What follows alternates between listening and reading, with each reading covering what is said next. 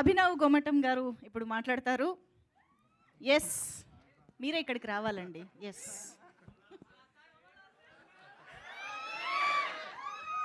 But thanks a lot to all the media members and all the great actors on the stage. Amazing. Anna, namaste. No two love stories are the same. First story చెప్పినప్పుడైతే I simply wanted do the film because of Venkatesh demeanour.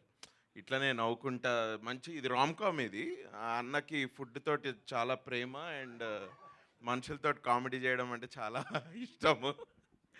So I really wanted do the film and then ఒకసారి నారా రోహిత్ అన్నతో కలిసిన తర్వాత అన్న usually సినిమాలు కొంచెం time తీసుకొని కొన్ని సెన్సిబుల్ సబ్జెక్ట్స్ పట్టుకొని he tries to do good films.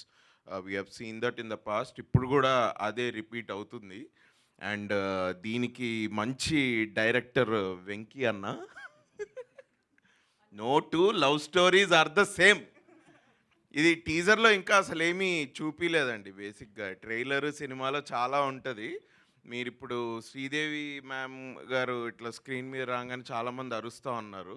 దానికి ఇంకా చాలా ఉంది స్క్రీన్ మీద, ఇంకా బాగా తెలుస్తుంది.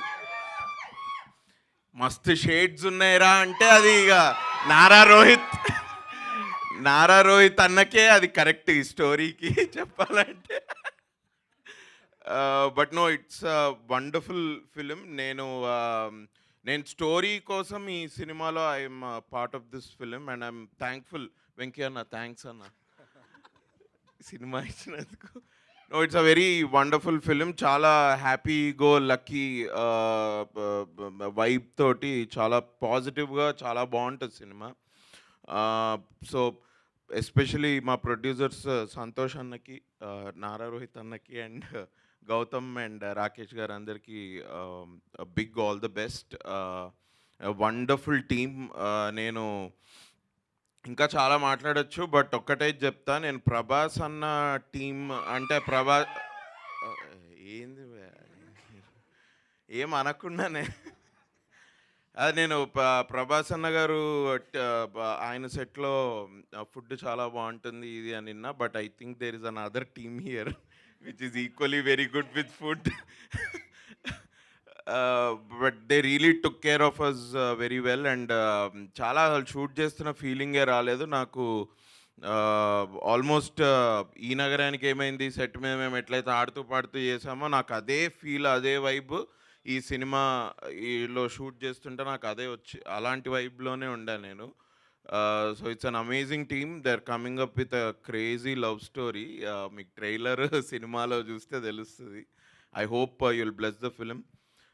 Thanks lot.